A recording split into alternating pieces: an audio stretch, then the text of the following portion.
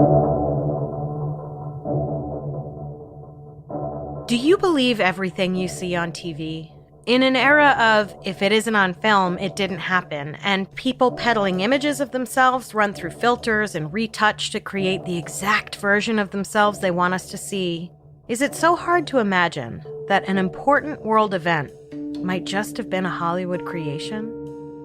Welcome to Strange and Unexplained with me, Daisy Egan. I'm a writer and an actor who doesn't blindly trust their government, but is also not sniffing around every corner for evidence that my government is lying to me. This week, buckle in as we head to the outer reaches of the unknown and try to decide once and for all if we breached stellar limits or only ethical ones. Let's talk about the moon landing and the theories that question whether it happened at all.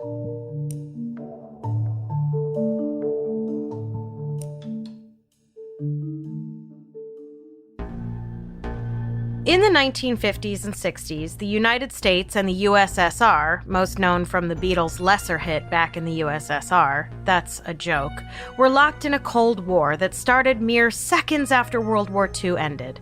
Basically, we were like, we won! We defeated one of the most evil regimes ever known to man. Good job, us! Hey, wait a minute, I don't like the cut of your mustache there, Joe Stalin.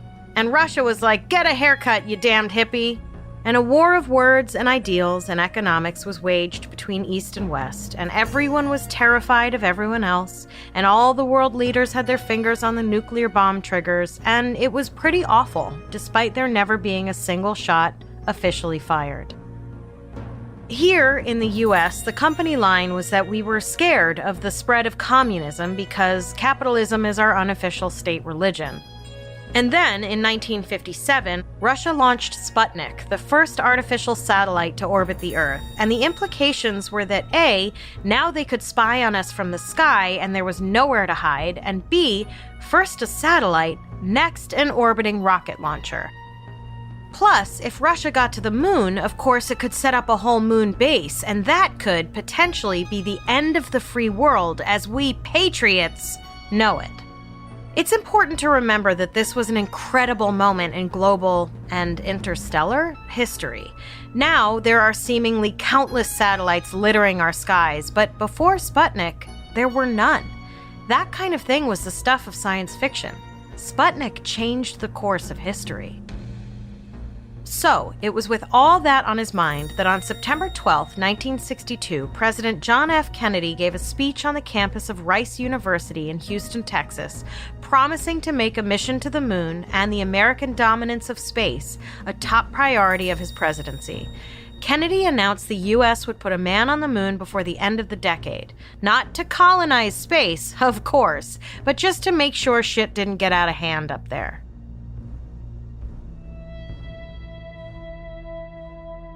Over the next 7 years, the folks at NASA feverishly worked to make good on Kennedy's promise. It was, to put it mildly, not easy and pretty damn dangerous. 3 men famously died in Apollo 1 when the rocket blew up on launch, and despite, or perhaps because of their deaths, a cult of personality grew around the program and, especially, around astronauts, the rock stars of space. Being a spaceman was the coolest. It was dangerous, it was sexy, and most of all, it was patriotic. Not only were astronauts a few steps up the coolness ladder from, say, commercial pilots, arguably the coolest people up until that point, they were saving humanity from the threat of nuclear disaster. And then, on July 20th, 1969, less than 7 years after Kennedy promised to put a man on the moon, the whole world turned on their TV sets and witnessed Neil Armstrong and Ed Buzz Aldrin from NASA's Apollo 11 mission land on the moon. More than 650 million people, in fact, watched live as a camera mounted to the side of the lunar module captured Neil Armstrong climbing off the ladder onto the surface of the moon, and heard as he uttered the famous line, "It's one small step for man, one giant leap for mankind." That moment effectively put an end to the so-called space race. The United States was the confirmed winner, and the world could breathe a little easier knowing that nuclear weapons wouldn't be on the moon anytime soon. Though this layperson wonders why us landing on the moon would prevent any other country from sending nukes into space, but what do I know? That's a rhetorical question. The answer is very, very little. Anyway. The moon landing was a global communal event, something that brought everyone together. It was a pre-internet viral sensation. Years later, Neil Armstrong said that wherever he went afterward, whatever foreign country he visited, the sentiment was always the same. We did this. Humanity together. Not Americans. Humans. But, as with any unifying event, the effects didn't last very long. Because with all those eyes on Armstrong and company, a small but loud group of people started coming forward in the years following the moon landing and were like, I don't know about this. Something doesn't add up. Because of course they were. We humans are a skeptical bunch, especially when it comes to matters of math and science. If we don't understand how or why something works, we decide that it can't work. Some people could not accept that not only did Apollo 11 land people on the moon, but that the subsequent 5 manned missions happened either, and one man pushed much of this suspicion. In 1976, while the majority of Americans were celebrating our bicentennial with the added bonus of being the first people on the surface of the moon, along came former U.S. Navy midshipman, former technical writer for Rocketdyne, the company hired by NASA to build the rockets that would ferry us to the moon, and author William Bill Kaysing to put a big ol' wah-wah over the whole affair.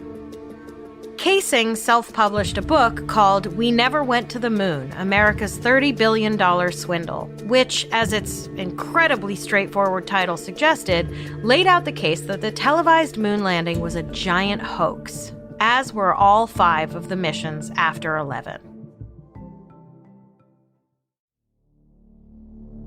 Kaysing's claims were, on their surface, pretty convincing. His arguments seemed pretty solid. For starters, Kaysing argued the lunar module didn't create a crater on the moon's surface where it landed. The jet supposedly contained a 10,000-pound thrust hyperbolic engine. How could a force that strong, Kaysing asked, not cause more disruption of the ground?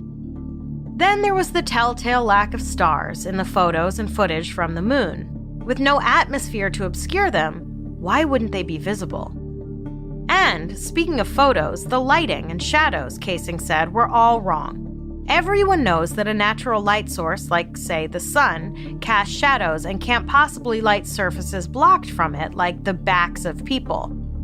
How could it be that objects in deep shadow were visible? Why were the astronauts' backs as bright as their fronts? Why were they seemingly lit from behind in some shots, but not in silhouette? But, I hear you cry, what about the launch? What about the hundreds of people who watched the Apollo 11 rocket take off from Cape Canaveral? If the whole thing was a hoax, what did they watch? The rocket took off from Cape Canaveral, Kaysing argued, but that doesn't mean it landed on the moon. In fact, he claimed it landed, as planned, in the South Polar Sea, where the 3 men were retrieved and secretly brought to Nevada in a high-altitude jet where, in Kaysing's own words, the 3 astronauts are comfortably seated in their subterranean module mock-up, surrounded by top ASP directors.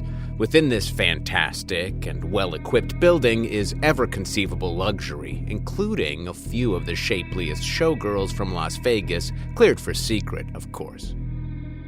This building was the Mercury Apollo Simulation Project, or ASP base, which, as far as I understand, Kaysing claims was built to look and feel like an actual casino, complete, it seems, with slot machines and a restaurant. Other than an occasional check with Mission Control in Houston, the astronauts are free to wander about and play the slots, sample the 24-hour buffet from the dunes, and watch color TV broadcasts from a private Telstar satellite. And this is super confusing, because now it sounds like he's saying they were also at the Dunes Hotel. Incidentally, years later, rumors circulated that Armstrong had been seen at this time casually walking through a casino with, quote, a showgirl on each arm. and that Aldrin was playing the slots, which makes zero sense if they were supposed to be hiding out as part of this super secret elaborate mission, but whatever. And then Kaysing added this fun anecdote. Note, it has been alleged that one of the astronauts socked an ASP official in a dispute over a showgirl named Peachy Keen, but this has not been authenticated by our source of information. Just that hasn't been authenticated? Just that?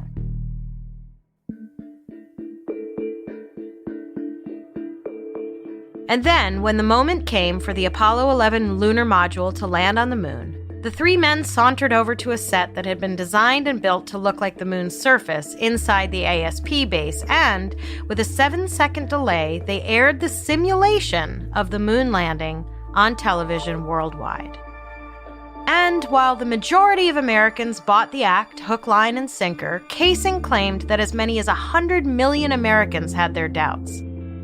His evidence? He claimed nearly half the people who called into radio and TV shows he appeared on called to voice their support of his claims. Not the most scientific evidence. More rigorous polls have shown the number closer to 19 million Americans. Not surprisingly, a majority of Russians polled believe the moon landing was faked. And of course they do. No one likes coming in second. And after a whole moon landing, Sputnik seemed like small potatoes. And Lord knows you can't make good vodka from small potatoes. I'm allowed to make that joke because my grandfather was from Ukraine. The space race was indeed what primarily motivated the US to land on the moon. Dominating the skies and/or keeping the celestial peace became the American mission. So, Bill Kaysing argued, the powers that were had every reason to stage the whole thing. Especially, he thought, because once Apollo 1 blew up, tragically killing the three men on board, rather than admitting defeat or, continuing their efforts, NASA was secretly like, this is impossible! We're never gonna succeed! Fuck it. Let's just fake it, like all our wives do. That's not fair. I know not all the people at NASA were men. In an interview for Wired magazine in 1994, Kaysing said, They, both NASA and Rocketdyne, wanted the money to keep pouring in. I've worked in aerospace long enough to know that's their goal. And with a purported price tag of nearly $30 billion, this was one serious case of it takes money to make money. $28 billion was apparently a small price to pay to fulfill President Kennedy's promise and keep up Americans' interest in the space program. But I would think more than keeping the tax dollars rolling in, an even bigger incentive would be to end the Cold War and stop the threat of actual nuclear warfare. If swindling the world into believing we landed on the moon literally helped prevent that, I have to say, I'm kind of all for it. Fake away, my good friends. So, 19 million Americans believe we never landed on the moon. It's not 100 million, sure, but 19 million is nothing to sneeze at. To be fair, the US government wasn't exactly a shining example of honesty around this time. By the time Kaysing published his book in 1976, the US had been rocked by a few scandals that served to wear away trust in the government. Between the Watergate scandal, reports about government-led tests on mind control, and revelations that we had been outright lied to about the reasons for entering into the war in Vietnam, a lot of Americans were, understandably, like, not to fucking day, Bob. So, when Kaysing came out with claims that we had been lied to by our own government about the moon landing, a lot of Americans were primed to believe it. The conspiracy theory that we never landed on the moon chugged quietly along for a couple of decades. Kaysing's body of proof was growing as he consulted with more people who were in his camp of disbelievers. All the while, the conspiracy theory gained momentum, helped in part by a few fictional movies that fanned the flames with either blatant or casual references to the possibility of a moon landing hoax. But you know what's a lot worse than fictional characters making offhanded comments? A so-called news channel running a special laying out an entire case for the conspiracy theory. In 2001, Fox News aired a documentary called Did We Land on the Moon? As a cover your ass, they ran a brief disclaimer at the beginning that said the theories expressed in the program were about a controversial subject and were not the only interpretation, inviting viewers to make their own judgments based on all available information, which A, should go without saying about everything, and B, as we know by now, people tend to remember the very last thing they see, not the disclaimer way back in the beginning warning them to maybe, possibly, sorta, kinda not blindly believe it. The program included an interview with Bill Kaysing, who had clearly spent the previous 25 years gathering up more so-called evidence. There were a lot of claims made in the Fox special, so I'm just going to highlight a few. Kaysing added to his doctored photo theory. Over the years, he and other co-conspirators had noticed that the crosshairs placed on the lens of the camera on the moon somehow appeared behind objects in the photos. If the crosshairs were on the lens itself, how could anything be in front of them? Adding to his earlier argument that there was no crater formed underneath the lunar module despite the thousands of pounds of thrust it took to land it, Kaysing now pointed to more facts about the dust around the module that he said proved his point. One was that there were footprints left at the base of the ladder practically underneath the module itself, and how could that be if all the dust got displaced on landing? Furthermore, he asked, why did the dust that was displaced never settle back down onto the feet of the module? In subsequent photos of the module, the feet remain clean as ever. And, as we all know, dust has a tendency to settle back down. It doesn't just go poof and disappear. Side note, my ex-husband once told me the house he grew up in never got dusty. Like it was in some kind of magic bubble. Apparently, it never occurred to him that his mother spent all her time cleaning up after him and his dad and 3 siblings. Anyway. Kaysing and his cohort also ask how the American flag is waving when there's no wind on the moon. And to be clear, I think the word moving is more appropriate than waving. The flag is seen moving while the men are trying to secure it into the ground. It's not flapping about willy-nilly on its own. Also, it apparently had rods in it to keep it stiff, and the bottom rod didn't extend all the way, so the whole thing was wonky. Or that's what they want us to believe. Incidentally, I believe it. The Fox special and Kaysing made very scary and official-sounding proclamations that anyone passing through the Van radiation belt that exists in some spots between the Earth and the Moon would suffer from deadly radiation poisoning. Even if they somehow managed to pass through the belt without being poisoned, the radiation from the sun would surely have poisoned them once they were on the Moon, where there was no protective atmosphere. This segment was accompanied by disturbing footage of people with radiation poisoning. Not people involved in the Apollo program, just people struggling with and dying from horrific radiation sickness. One of the most incendiary things about the special was the implication that NASA had people killed who they thought might threaten to expose the fraud. One of them, Gus Grissom, allegedly said at some point, "Someone is going to get killed," which is, not for nothing, a pretty common sense prediction about an unprecedented and extremely complicated and dangerous undertaking, such as going to the moon. He was one of the 3 men who tragically died during the failed Apollo 1 mission. And then there was NASA Safety Inspector Thomas Barron, who just days after testifying in Congress about the Apollo 1 accident, was struck by a train in his car, killing him, his wife, and his stepdaughter.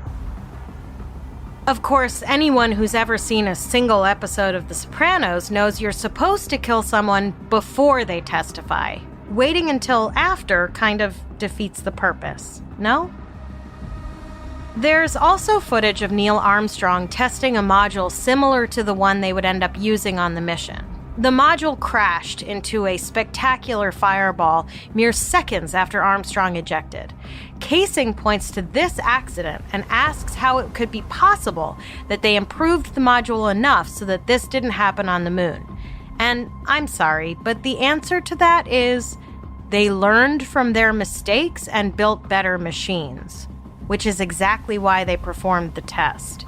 That's how trial and error works, especially with extremely complicated, never-before-attempted things like landing on a celestial body. Come on. And now, allow me to counterpoint Casing's claims. And to be clear, I'm not just making this stuff up. It all comes from actual science-backed sources. The reason the module didn't form a crater when it landed was because the main thrusting happened too far above the ground to have an impact on the ground below it. The module landed rather gently, not really displacing much dust at all, which not only accounts for the footprints right next to it, but also in part for why dust never settled back down onto the feet of the module. I say in part because that also has to do with pretty boring facts about gravity and electrostatic. In short, moon dust doesn't behave like Earth dust. Maybe that's why my ex-husband's childhood home never got dusty. It was the only house on Earth with moon dust. As for the supposed weird lighting, I asked a super fancy award-winning photographer if he could help me understand it, and he said that the moon would be a photographer's dream studio because the surface of the moon acts like a giant reflector that helps scatter light. Anyone who's ever had a headshot or fancy portrait taken is familiar with those foldable reflectors photographers use to bounce light. The moon is basically that on a massive scale. The reason there are no stars in the background is the same reason you wouldn't see stars in a photo taken on Earth during the day. They were on the daylight side of the moon. If you overexpose the images and basically blow out all the stuff on the moon itself, you can see the stars. The crosshairs in the photos, NASA explained, become more faint the more bright the object being photographed is. Plus, every time the photo is copied or scanned, details get lost, making it look like objects are in front of rather than behind them. As for the radiation, I checked in with a buddy who works at NASA, and he reached out to his NASA coworkers on a work chat board. According to them, the articles they attached, as well as a very dry document called SP-368 Biomedical Results of Apollo, Chapter 3, Radiation Protection and Instrumentation by J. Vernon Bailey for the Lyndon B. Johnson Space Center, in a nutshell, because again, super sciencey, the amount of time spent within the Van radiation belt would not have been enough to cause serious damage. The radiation exposure on the moon itself would have also been lower than levels that caused damage. The astronauts were, however, lucky that there wasn't any solar flare activity when they were on the moon. That could have proved disastrous. According to one source, all the men involved in the flights to the moon were warned about the possibility of infertility. But it wasn't going to be like being exposed to radium in large quantities or being in a nuclear waste facility that blows up. Plus, let's not forget that radiation is literally used to cure cancer, so we know for a fact that the human body can withstand some exposure to radiation without immediately melting.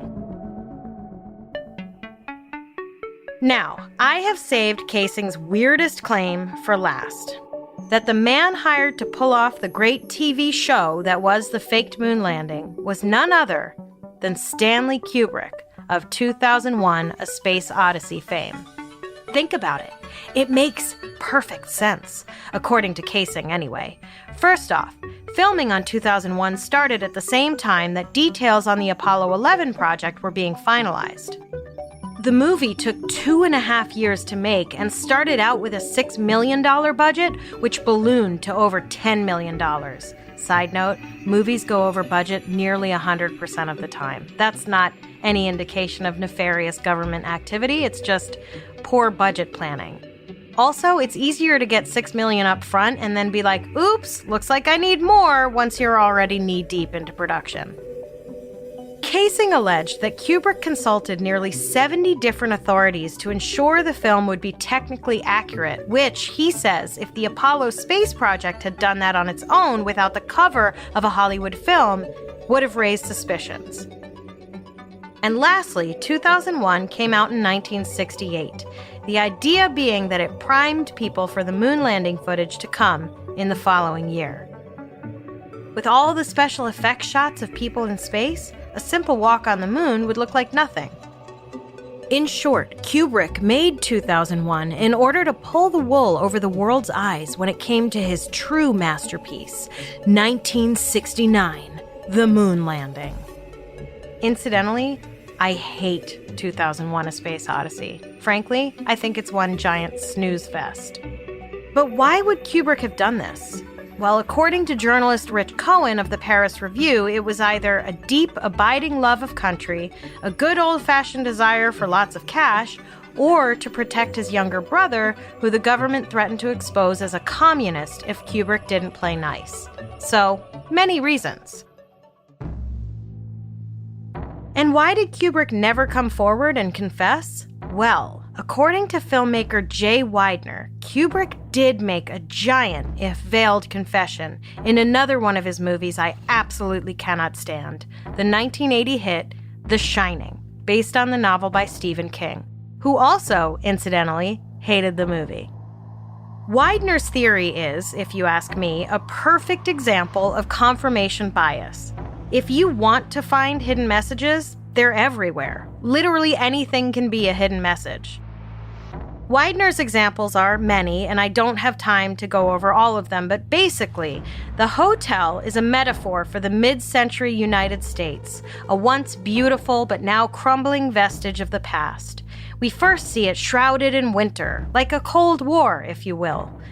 The main character, Jack's mind, is deteriorating like, perhaps, the mind of a person harboring a lie. When Jack's wife finds the pages Jack has been spending hours writing, what she finds are the words, "All work and no play make Jack a dull boy." All work? Weidner asks. All? As in A for Apollo and LL like the number 11? Jack's son Danny wears a sweater with a picture of the Apollo 11 rocket on it, which, when he stands, I guess looks like it's blasting off. But of course it isn't, because it's fake, just like the moon landing was. Get it? He goes to room 237, which was changed from the book because the moon is 237,000 miles away. Do you see it now? Never mind that the moon is closer to 239,000 miles away, and couldn't he have just as easily made the room 239? Anywho, the idea is that Danny is Kubrick, answering the call of the US government to travel all the way to room 237, the moon, though not really. Perhaps Rolling Stone magazine writer E.J. Dixon put it best when he said, quote, "All we can really say is that if Kubrick did indeed have the technical skill to fake the moon landing, then Eyes Wide Shut should have been infinitely less boring." End quote. And honestly, I couldn't have said it better myself. And that leads me to this point. If the moon landing really was filmed by Kubrick in a hangar somewhere near Vegas, why were there so many mistakes? If all the things Casing claims should have been there, like a crater or stars or different lighting or an immovable flag, are proof that it was a hoax, and Kubrick supposedly consulted dozens upon dozens of experts, then Kubrick did a terrible job. One or two mistakes I can buy, but with such a huge budget, wouldn't he have thought to add stars if stars were supposed to be in the shot? Or a crater? Or a flag that didn't behave the way it did when people manipulated it? 2001: A Space Odyssey, as incredibly boring as it is, was a technical masterpiece. How would Kubrick have slipped up so spectacularly on his very next venture? I get that he would have had to make it look more real than a fictional movie, but that doesn't mean getting a whole bunch of basic science facts wrong. And much more to the point, just because he worked as a technical writer at the company that made the rockets doesn't mean Casing knew anything about anything having to do with the science of lunar travel. It gives him absolutely zero authority. Call me a snob, but I'm much more inclined to believe actual scientists at NASA than a guy whose other books were How to Live in the New America, The Robin Hood Handbook, Intelligent Motorcycling, and how you can stop smoking and enjoy it. All, I should mention, self-published. Listen, I once played a barber on an episode of a TV show. That doesn't give me the authority to cut your hair in real life. There's new video technology that allows for near-identical simulations of the Apollo moon landings, which effectively debunk every claim that it was all made up. But here's the thing. Trying to debunk a conspiracy theory is like spinning your wheels in mud. The harder you try, the deeper the belief goes. You become just another pawn, a sheep, a sucker who bought into the big lie. People like to be on the inside. They like to think the veil has been lifted from their eyes and they can see what's really going on. Any attempt at showing them science is futile. But hey, I feel like I gave it a solid try.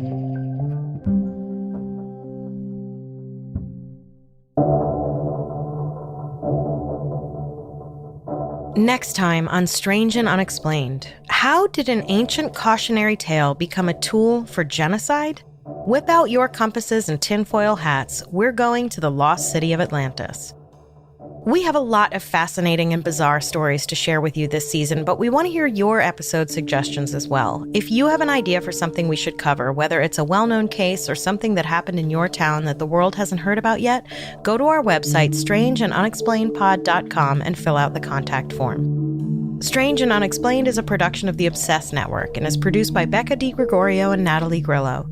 This episode was written by me, Daisy Egan, edited by Eve Kerrigan, and researched by Jess McKillop. Our audio editor and mixer is Jennifer Swatek, and our voice actor for this episode was Ryan Garcia. Our social channels are run and managed by Amy Sapp. A complete list of our sources for each episode is available on our website. If you like our show, help us out by rating and reviewing us on Apple Podcasts. Follow us on Instagram and Twitter. We are at SNUpod, and check out the Strange and Unexplained with Daisy Egan Facebook group to join in the conversation.